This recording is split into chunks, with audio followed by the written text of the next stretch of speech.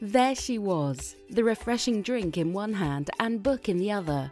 She was in the lounge chair under the palm tree. There was a gentle breeze and the rhythmic sounds of the waves washing ashore.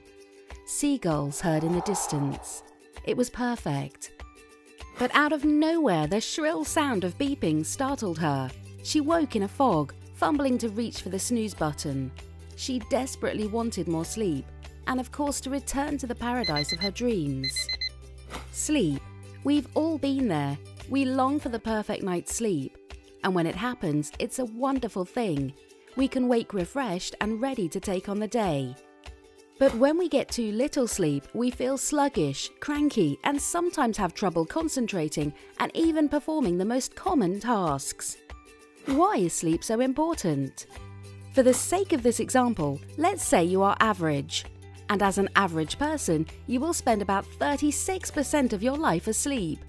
Doing the math, if you live to the age of 90, you will have spent almost 32 years sleeping. So it's pretty obvious that something that takes approximately a third of our life is pretty important. Sleep needs can change over our lifetimes. As an infant, you might have slept 18 hours a day, and as an adult, you might sleep just 8 hours a night. Some may actually wish they got 8 hours of sleep, and as we age, we may only sleep for 6 hours at a time. So why do we sleep?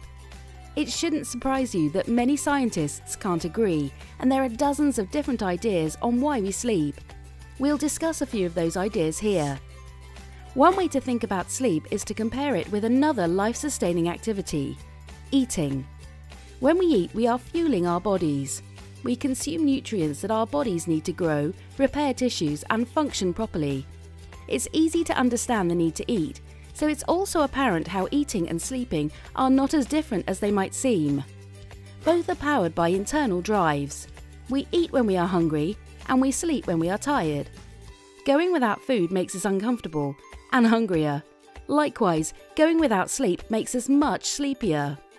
Still, we question why we need sleep at all. Is there one primary function of sleep, or does it serve many functions? Scientists have explored the question of why from many different angles. They've examined what happens when humans are deprived of sleep.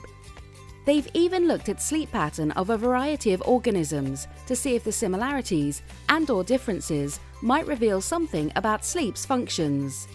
Yet despite this research and their many discoveries, the question of why we sleep has been difficult to answer.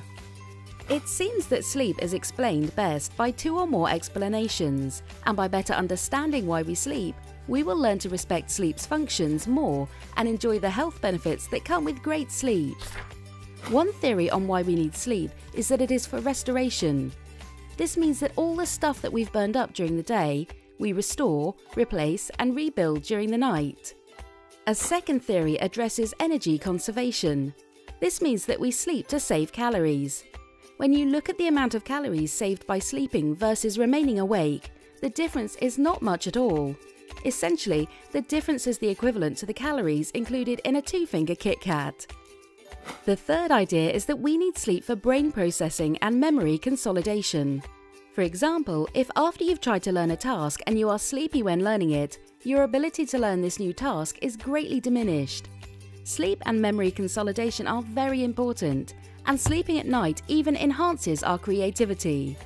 We've briefly looked at 3 explanations for why we might need sleep, but the important thing to remember is that our need for sleep is based on multiple reasons. Remember that while much of our society is desperately sleep deprived, one cannot fly if one does not sleep.